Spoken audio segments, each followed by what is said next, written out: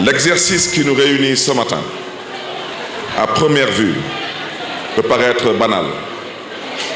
En effet, certains, sous le prisme déformant de la lassitude, peuvent se demander quel est l'intérêt d'un bilan à mi-mandat. Leur interrogation pourrait être légitime si le système démocratique n'admettait pas dans ses règles de fonctionnement le principe intangible de la reddition des comptes. Oui, mesdames, messieurs, plus qu'une simple rencontre, le bilan à mi-mandat est une exigence de la démocratie moderne qui place la transparence et la bonne gouvernance au sommet de la pyramide. C'est pour répondre à cette exigence, pour satisfaire à cette obligation que nous devons, en tant qu'élus, c'est-à-dire en tant que dépositaires de la volonté populaire, convoquer les Dakaroises et Dakarois périodiquement et dans des formes diverses pour leur parler ou, plus exactement, pour nous expliquer sur la manière dont nous tenons le gouvernail du bateau dénommé Dakar. Le programme Dakar bi ñu bokk n'est certainement pas un chapelet de vœux pieux ou de simples déclarations d'intention. Il a été conçu selon une démarche originale basée sur la collecte de données à travers des visites de terrain permanentes auprès des différentes couches de la population. Je veux citer le fameux Dox Mbokk. C'est donc un programme conçu avec les Dakarois et pour les Dakarois. Cette démarche de co-construction nous a permis de comprendre les préoccupations de nos concitoyens et de placer l'humain au cœur de nos politiques, de nos urgences et de nos priorités. En 2 ans et demi, vous pouvez constater l'adéquation entre ce programme et les réalisations effectuées et celles en cours. C'est là tout le sens du thème général de nos travaux. Beaucoup de gens se posaient la question: où est Barthélémy Diaz? Que fait Barthélémy Diaz? Eh bien, je suis dans le Dakar bi ñu bokk, Sidi la nekk.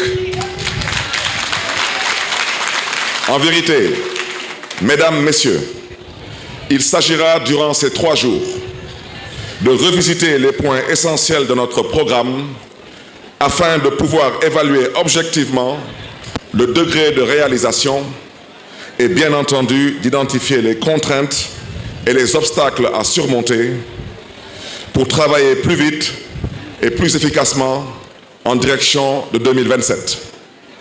Il s'agit donc, Dakaroises, Dakarois, d'un exercice utile et fort enrichissant pour le conseil municipal qui ne manquera pas d'en tirer le meilleur profit.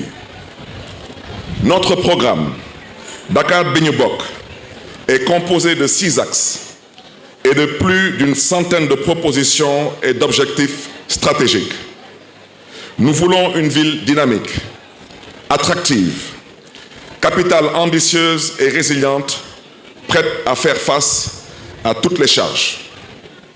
L'axe 1 de notre programme concerne la construction d'une gouvernance stratégique tout en développant une ville dynamique.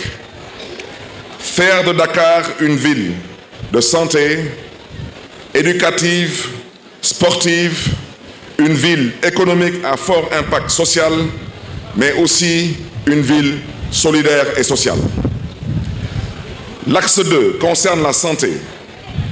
L'objectif est de rehausser le plateau médical des infrastructures sanitaires de la ville et d'autres initiatives porteuses. S'agissant de l'éducation, la construction, la réhabilitation et l'équipement des lycées et collèges afin d'assurer l'accès aux technologies de l'information et de la communication aux élèves et aux enseignants.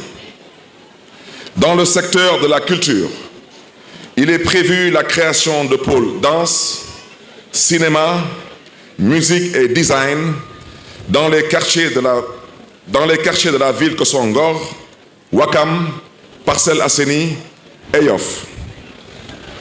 La transformation du cadre de vie la gestion des marchés, la libération des rues et trottoirs font également partie du programme, de même que le repositionnement de Dakar dans la diplomatie des villes. À ce stade, vous me permettrez de décliner nos réalisations en cours et je me permettrai de commencer par la santé et l'éducation, qui sont deux piliers essentiels de la politique municipale. La santé pour tous. Comme dit l'adage, quand la santé va, tout va bien.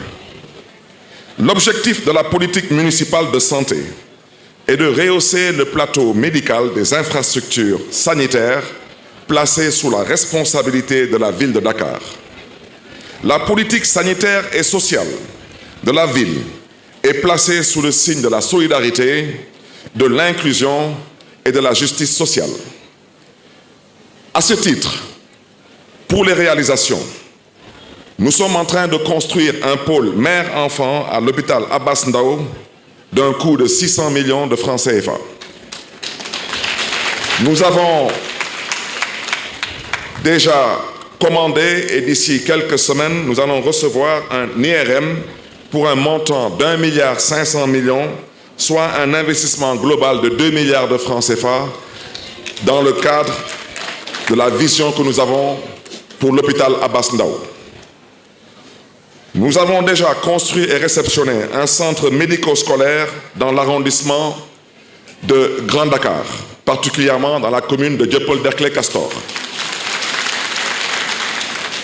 La réouverture de l'école municipale de la santé pour la formation d'infirmiers, de sages-femmes et d'assistants infirmiers gratuitement. Le centre de dialyse Khalifa Ababakar Sall de Liberté 6, équipé de 40 générateurs, d'un coût d'à peu près 400 millions de francs CFA et qui peut prendre jusqu'à 120 patients par jour. La prise en charge des analyses biologiques pour un montant de 50 millions de francs CFA. Des ambulances médicalisées pour la commune des Parcelles Assainies, la commune de Grand Yoff, l'Institut d'hygiène sociale et le centre de dialyse Khalifa Ababakar Sall de Liberté 6. 10 500 prises en charge dans les hôpitaux partenaires et nous avons des partenariats avec 12 structures sanitaires à Dakar. 26 évacuations sanitaires, principalement au Maroc, au niveau de la clinique internationale de Casablanca, avec laquelle la ville a noué un partenariat. Et pour l'instant, nous avons déjà consommé à peu près 88 millions de francs CFA en prise en charge. Pour les actions sociales, la ville de Dakar, en 2 ans et demi, a déjà décaissé 2 milliards 20 millions de francs CFA pour tout ce qui est secours des fêtes de la Tabaski et des fêtes de Pâques. 1 milliard de francs CFA lors de la journée de la solidarité municipale avec des financements et des équipements dédiés aux femmes, aux jeunes et aux couches plus vulnérables. Des kits alimentaires et des denrées pour le ramadan et le carême, ainsi que des moutons et des bœufs lors des fêtes de Tabaski et Tamkharit pour venir en aide aux plus démunis et aux populations les plus vulnérables. Noël pour tous, en décembre 2023, au profit de 1000 enfants ayant des besoins spécifiques, mais aussi à ceux que j'appelle les enfants oubliés de Dakar. Pour ce qui concerne l'éducation, Dakar, ville d'éducation. Comme le disait le président américain Abraham Lincoln, si vous pensez que l'éducation coûte cher, eh bien, essayez l'ignorance. En termes de réalisation, pour la première fois depuis les indépendances, une collectivité territoriale s'est engagée à construire un lycée technique scientifique de dernière génération dans l'arrondissement de Grand Dakar pour un montant de 1,2 milliard. Je voudrais à ce stade dire que le seul lycée scientifique technique à Dakar, c'est le lycée Maurice Delafosse. Dakar sera doté d'un deuxième lycée scientifique technique et c'est celui que nous sommes en train de construire. Et je voudrais rappeler que dans tout le Sénégal, il n'y a que 4 lycées scientifiques techniques. Il y a seulement le lycée Maurice Delafosse de Dakar, le lycée Abdoulaye Niasse à Kaolack, le lycée André Pétavin à Saint-Louis, et je pense qu'il y a aussi à Diourbel un lycée scientifique technique. Donc Dakar, Inch'Allah, d'ici quelques mois, sera doté d'un deuxième lycée scientifique technique pour pouvoir permettre à sa jeunesse de s'émanciper et de pouvoir compétir. La reconstruction et la réhabilitation des CEM Ousmane Socé Diop et Adama Diallo d'un coût de 700 millions. Vous me permettrez à ce stade de dire que la ville de Dakar n'a pas pour ambition, comme l'a dit un certain syndicaliste, partisan et clanique. Nous n'avons aucune ambition de construire des classes en mettant des ardoises sur les toits et en ouvrant 2 petites fenêtres avec une petite salle de classe où même le carrelage reste à désirer. Nous avons une ambition pour Dakar qui nous a vu naître et grandir, et nous avons surtout une ambition pour la jeunesse de Dakar, parce qu'une fois de plus, la jeunesse n'est pas l'avenir, la jeunesse est le présent. Je souhaiterais rappeler que ce montant de 700 millions vise 2 lots. Le premier lot, c'est le CM Ousmane Socé Diop, et le deuxième lot, c'est le CM Adama Diallo, et nous ne parlons pas de réhabilitation, nous parlons de reconstruction. Un appui conséquent en équipement et matériel au collège, des prises en charge scolaires au niveau national et des allocations d'études à l'étranger au niveau international. Je voudrais dire que la ville de Dakar, dans tout l'espace Schengen, au Canada, aux États-Unis et en Afrique du Nord, nous avons sur ces 2 ans, y compris au niveau local, nous avons décaissé 7 milliards de francs CFA pour permettre à des Dakaroises et Dakarois de pouvoir poursuivre leurs études. Sans ne pas oublier de mentionner la fête de l'excellence aux meilleurs élèves de Dakar, une formation en conduite automobile pour plus de 4000 jeunes renouvelables chaque année. Les Dakar Innovation Days, avec comme point d'attraction le hackathon.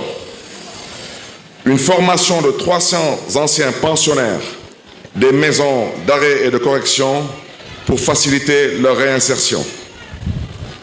Concernant la culture et le sport, s'épanouir doublement par la culture et le sport.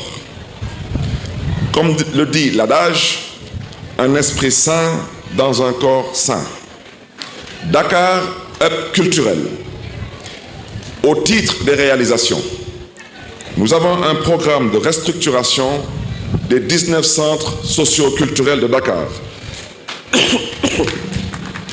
Une subvention cumulée de 1,150 milliard de francs CFA répartie entre la Maison des cultures urbaines de Ouakam, le Fonds d'appui aux initiatives culturelles privées, la création de start-up et de projets numériques dans le cadre de Dakar Ville Créative, le programme Mobicine, le projet d'écriture de l'histoire générale du Sénégal et diverses subventions. Concernant la politique sportive Dakar Ville Sportive, le montant des subventions s'élève à 1,885 milliard de francs CFA. Je voudrais à ce stade dire que Dakar s'apprête à organiser les Jeux olympiques de la jeunesse, Dakar 2026. Dakar va accueillir, mais c'est l'Afrique qui va célébrer. C'est la première fois en terre africaine que nous allons accueillir les Olympiades. Je souhaiterais profiter de cette tribune pour lancer un appel à l'État du Sénégal et particulièrement au Comité national olympique sportif sénégalais. Je souhaiterais rappeler au besoin que c'est la ville de Dakar qui a candidaté pour accueillir ces Jeux. Je voudrais au besoin rappeler à tous les acteurs dans le cadre de l'organisation de ces Jeux olympiques de la jeunesse que Dakar ne compte pas être un spectateur, mais Dakar compte être un acteur acteurs lors de ces Jeux. Et à ce titre, nous avons la responsabilité de nous respecter, nous avons la responsabilité de nous écouter et nous avons surtout la responsabilité de travailler ensemble. Parce que dans le cas contraire, ce serait peut-être dommage de le dire, mais si nous ne le faisons pas, ce sera pour la première fois dans l'histoire des Jeux Olympiques qu'un pays va organiser des Jeux Olympiques et ramasser 0 médaille. Donc, nous avons décaissé 1,885 milliard des subventions à l'ODECAV, aux ligues et fédérations, ainsi qu'au conseil départemental et régional de la jeunesse de Dakar. La mise à disposition d'équipements sportifs aux ASC et clubs de la capitale, la construction et l'aménagement du stade municipal de Grand Yoff avec la pose d'un gazon synthétique pour un coût de 600 millions de francs CFA. Le complexe sportif et d'hébergement de Grand Yoff d'un montant de 500 millions de francs CFA. Le terrain à gazon synthétique pour un montant de 200 millions de francs CFA dans la commune de Cambérène. Un terrain à gazon synthétique pour un montant de 200 millions de francs CFA dans la commune de Dieuppeul-Derklé-Castor. La réhabilitation du terrain synthétique de la commune de Mermoz-Sacré-Cœur, particulièrement dans le quartier de Baobab. La place des cultures urbaines de Dakar pour un montant de 385 millions dans la commune de Grand Yoff, communément appelée le skatepark. Concernant les infrastructures et le cadre de vie, vivre, circuler, mais surtout respirer à Dakar. Rénovation et réhabilitation de la voirie. Sur ce chapitre, il y a le lancement d'un vaste programme pluriannuel de construction, de réhabilitation, de mise aux normes et d'extension de la voirie dans la ville pour un montant de 15 milliards pour une durée de 3 ans. En termes de réalisation, il y a les travaux d'extension et d'entretien de la voirie de la ville de Dakar sur quasiment les 3/4 des communes de Dakar pour l'instant. Nous avons déjà réhabilité 157 km de routes dans Dakar. Nous sommes en train de construire 11 km de nouvelles routes, particulièrement dans les communes de Mermoz-Sacré-Cœur, dans la commune de la Patte d'Oie, dans la commune des Parcelles Assainies, dans la commune de Yoff, dans la commune de Grand Yoff, dans la commune de la Médina, dans la commune des HLM, de Sicap Liberté, de Biscuiterie, de Dakar Plateau, de Gueule Tapée Fass Colobane, de Dieuppeul-Derklé, de Ngor, de Ouakam, de Fann Point Amitié, de Cambérène et dans la commune de Hann Bel-Air. Il y a les travaux d'aménagement et de réhabilitation des allées Khalifa Ababacar Sy d'un montant de plus d'1,2 milliard. Il y a la pose de 218 192 mètres carrés de pavés et 64 117 mètres linéaires de bordure réalisés, incluant les cimetières de Yoff et de Saint-Lazare de Béthanie. Pour ce qui concerne le cadre de vie et les activités marchandes, concernant particulièrement l'éclairage public, un vaste programme de revamping est en cours. La ville de Dakar est aujourd'hui la deuxième ville la plus éclairée d'Afrique et figure parmi les 100 villes du monde les plus illuminées avec plus de 60 000 points lumineux, soit une densité de plus de 700 points lumineux au kilomètre carré. 15 milliards ont été mobilisés pour ce volet sur une durée de 3 ans. En termes de réalisation, nous avons 10 000 nouveaux points lumineux. Le relamping complet des communes des HLM, de Biscuiterie, de Sicap Liberté, de Grand Dakar, de Fass Colobane Gueule Tapée, de Ouakam, de Ngor, de Fann Point Amitié et du Plateau. L'éclairage des cimetières de Yoff et de Saint-Lazare avec l'installation de 250 points lumineux. Le revamping de la commune des HLM avec 750 points lumineux et de la commune de Biscuiterie avec 550 points lumineux. La rénovation de 300 lampadaires solaires et de l'éclairage public de la route de l'aéroport Léopold Sédar Senghor au Mamel avec l'ajout de 200 mâts décoratifs et 385 points lumineux. L'éclairage sportif des stades de Grand Yoff et de Dieuppeul-Derklé. L'éclairage des édifices religieux tels que le mausolée de Cambérène et de Yoff. L'achèvement du revamping de Dakar.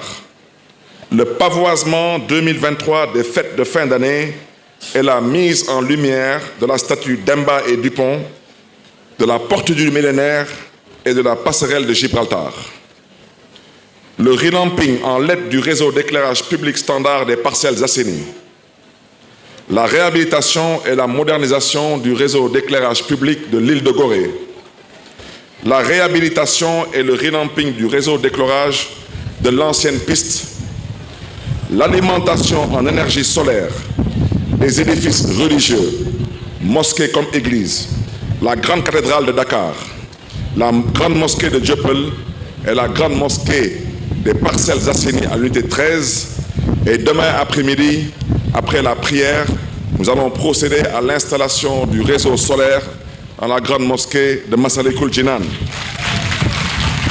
La réhabilitation de l'éclairage public des quartiers de Cité Keur Gorgui, Cité Cheikh Ahmadou Bamba de Biscuiterie et de la route principale de la police de Grand Yoff.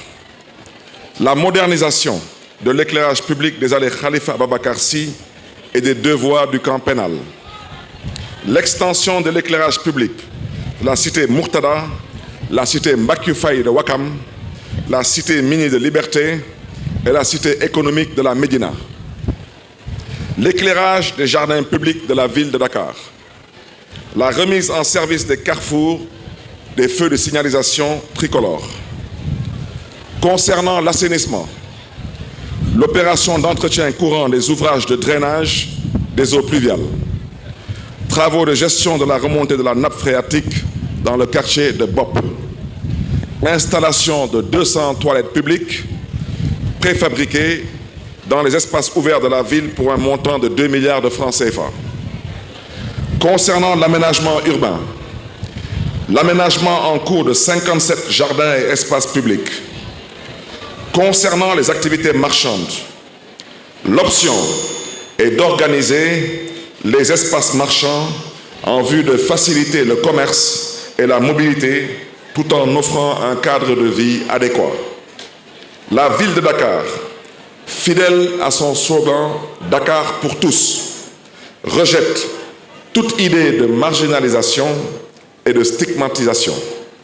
Les termes déguerpissement, désencombrement sont remplacés par les termes organisation et accompagnement pour permettre à toutes les catégories de commerce, particulièrement le petit commerce et les marchands dits ambulants, de mener librement leurs activités en toute sérénité. D'autres initiatives seront entreprises dans le but de mieux organiser les espaces marchands. Dans ce cadre, la ville de Dakar participe au financement de la foire de Dakar pour un montant de 50 millions de francs CFA. La convention avec le CICES permet d'augmenter les stands dédiés aux artisans de Dakar pour pouvoir faire éclore leur savoir-faire. Concernant l'entrepreneuriat, une donnée majeure à Dakar, la lutte contre la pauvreté et l'exclusion, ainsi que la promotion de l'entrepreneuriat des femmes et des jeunes figurent en bonne place dans le programme Dakar Bi Ñu Bokk. En termes de réalisation, il y a une hausse de la dotation financière de 396 millions à plus de 500 millions de francs CFA. La formation de 9000 bénéficiaires dans les domaines de la pâtisserie, de la production de javel, de la teinture, de l'économie sociale et solidaire et de l'entrepreneuriat. 6271 bénéficiaires ont reçu des financements pour un montant de 502 945 500 francs CFA, Soutien à 100 startups avec la couveuse d'entreprise pour la promotion de l'emploi par la micro-entreprise. Au registre des relations internationales et de la coopération décentralisée. Dakar a une longue tradition de jumelage avec plusieurs villes. Elle développe avec elles des accords de coopération technique et culturelle. Dans le monde, Dakar, c'est la présidence de Métropolis. Dakar, c'est le secrétariat général et la vice-présidence de l'Association internationale des maires francophones. Dakar, c'est la vice-présidence de cités et gouvernements locaux unis. Dakar, c'est la vice-présidence de l'Association internationale des villes portuaires. Dakar, c'est la vice-présidence du Fonds mondial du développement des villes. Dakar est membre du C40 et Dakar est membre de World Union of Olympic Cities. En termes de réalisation, à travers la coopération, nous avons réussi à obtenir, entre autres, le projet efficacité énergétique de 23 bâtiments municipaux, le plan climat-énergie territorial, le PCET et l'aisance aquatique avec l'Union européenne, l'autonomisation des femmes et le skatepark avec l'Association internationale des maires francophones, le projet MGET avec l'Union européenne et Métropolis, le projet de lutte contre les maladies non transmissibles, Dakar PHC 2023 avec Vital Stratégie Bloomberg Philanthropie, la couveuse d'entreprise avec la CPM, la formation des maîtres nageurs pour lutter contre les noyades, la construction et l'équipement de postes de secours au niveau des plages, le projet de lutte contre la précarité menstruelle chez les jeunes filles scolarisées avec la ville de Marseille, le projet de mise en valeur de la place de l'indépendance avec Rabat Majal du Maroc, le stage et la formation des entrepreneurs du FODEM avec Logique Montréal, le projet de micro-jardinage, le projet Dakar Rêve avec la ville de Milan. Au registre Dakar, carrefour d'échanges internationaux, des forats, des conférences internationales ont été organisées dans la capitale sénégalaise, faisant du pays une attraction et une destination prisée. À ce titre, on peut citer le Forum mondial de l'eau en mars 2022, le Forum mondial de l'économie sociale et solidaire en mai 2023, les rencontres internationales de la culture, de l'artisanat et du tourisme en novembre 2023. Concernant la politique sociale de la ville de Dakar en faveur des travailleurs municipaux, comme le dit l'adage, charité ordonnée commence chez soi. La ville de Dakar, c'est 1700 employés. Une enveloppe de 500 millions de francs CFA a été dégagée pour la colonie de vacances des enfants du personnel, pour l'arbre de Noël, pour la fête des retraités, pour la prise en charge totale de la formation des agents, pour la subvention du transport sur le réseau Dakar Demdik et pour le pèlerinage aux lieux saints de l'islam et de la chrétienté et une revalorisation du pécule des volontaires. Je me permettrai maintenant à ce stade, chers invités, de décliner nos perspectives pour les 30 prochains mois à venir.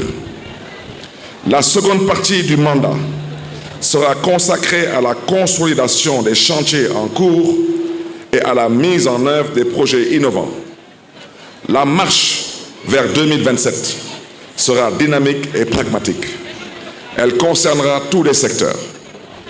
Au plan diplomatique, Dakar s'apprête à accueillir la réunion de la Commission Ville et Développement Durable de l'Association internationale des maires francophones en septembre 2024. La Journée mondiale des métropoles en octobre 2024. Le Forum international de la démocratie participative en 2025. Au plan culturel, le Festival des musiques, des peuples et des cultures pour lancer officiellement notre adhésion totale et notre implication sans aucune arrière-pensée pour la réussite de l'organisation des Jeux olympiques de la jeunesse Dakar 2026. Une subvention de 100 millions de francs CFA sera allouée à la Fondation Cheikh Anta Diop au plan de la jeunesse et du sport. Comme je l'ai dit tantôt, l'organisation des Jeux olympiques de la jeunesse. Nous avons pour mission de nous préparer à l'organisation de cet événement en mettant en place un comité de pilotage. Dakar sera une ville olympique et surtout une ville verte et propre. C'est la raison pour laquelle nous allons nous concentrer sur la valorisation des artères principales, sur l'aménagement des espaces publics, sur les infrastructures sportives et récréatives, entre autres la végétalisation et espaces verts, des pistes cyclables et des minibus électriques, une propreté urbaine, un renforcement des infrastructures sportives, une organisation de tournois interscolaires sous la formule de l'ancienne USU, la mise en place de la plateforme e-sport pour le développement de la pratique. Au plan sanitaire et social, toujours en parlant des perspectives, je poserai d'ici la fin de l'année 2024, Inch'Allah, la première pierre pour la construction de l'hôpital des Parcelles Assainies. Dans le courant de 2025 et 2026, nous poserons la première pierre pour la construction des 3 autres centres de dialyse à Dakar. Je rappelle que la ville de Dakar est composée de 4 arrondissements. Pour l'instant, il n'y a que l'arrondissement de Grand Dakar qui a été doté d'un centre de dialyse d'une capacité de 120 patients par jour. L'arrondissement des Parcelles Assainies, l'arrondissement du Plateau et l'arrondissement des Almadies seront tous dotés de centres de dialyse. Le relèvement des plateaux techniques de l'hôpital Abbas Ndao et de l'Institut d'hygiène sociale. La fourniture de corbillards à toutes les communes de Dakar. À ce stade, je voudrais dire que les communes de Grand Yoff et des Parcelles Assainies ont déjà été dotées de corbillards. Donc, pour l'année 2025, les 17 autres communes de Dakar recevront leurs corbillards. Au plan de l'éducation, la construction de 3 centres médico-scolaires dans les arrondissements du Plateau, des Parcelles Assainies et de Ngor Almadi. Comme je l'ai déjà dit tantôt, l'arrondissement de Grand Dakar a déjà reçu son centre médico-scolaire, particulièrement dans la commune de Dieuppeul-Derklé-Castor. Je voudrais aussi vous annoncer, au chapitre des perspectives, la construction du CEM de Grand Yoff, du CEM de Ouakam et du CEM Abdoulaye Mathurin Diop. La construction d'un 3e lycée scientifique technique dans la commune de Yoff. Au plan des infrastructures, la poursuite du programme de rénovation et de réhabilitation de la voirie urbaine de Dakar, la poursuite du programme d'éclairage public, la poursuite et l'élargissement du programme de pavage. Notre objectif, c'est de faire de Dakar une ville sans sable. Le programme d'aménagement des grandes artères sur les axes suivants: l'avenue du Général de Gaulle, le boulevard Cheikh Ahmadou Bamba, l'avenue Bourguiba, les allées Cheikh Sidati Haïdara, les allées Thierno Seydou Nourou Tall. Je voudrais aussi annoncer la construction de 3 postes de secours à Anse-Bernard, à la plage du Terroubi et à la plage de Koussoum, d'un coût de 100 millions de francs CFA pour lutter contre les noyades.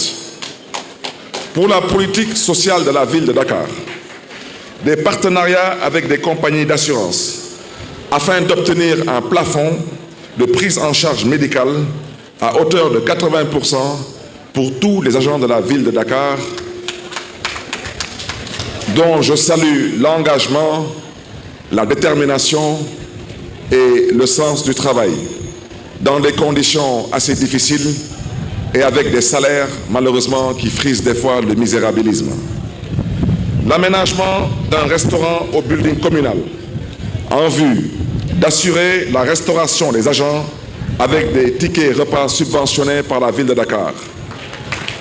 La mise en place d'une coopérative d'achat exclusivement dédiée aux agents de la ville et fournissant les denrées de première nécessité à moindre coût. Des conventions avec Dakar Mobilité, gérante du BRT, d'une part, et d'autre part avec la Center, société de gestion du terre. Le soutien aux coopératives d'habitat de la ville de Dakar. Mesdames, Messieurs, nous sommes au terme de notre présentation. L'exercice a été long, mais j'espère qu'il a été utile pour comprendre la portée de notre action au service de Dakar. Dakaroises, Dakarois, le chemin parcouru n'a pas été un long fleuve tranquille. Il est souvent parsemé d'embûches, pour ne pas dire d'obstacles. Mais n'est-ce pas que c'est le difficile qui est le chemin? Comme disait un grand philosophe, à l'image des athlètes, nous franchirons chaque obstacle pour aller vers l'objectif fixé dans le programme Dakar bi ñu bokk. Nous sommes à présent en route vers 2027. Il s'agira de consolider les acquis, au besoin de réajuster les paramètres, toujours dans cette quête ultime d'un meilleur être pour nos chers concitoyens. Ensemble vers l'essentiel, rendez-vous en 2027 pour un bilan général. Dakaroises, Dakarois, que Dieu vous garde, que Dieu vous bénisse.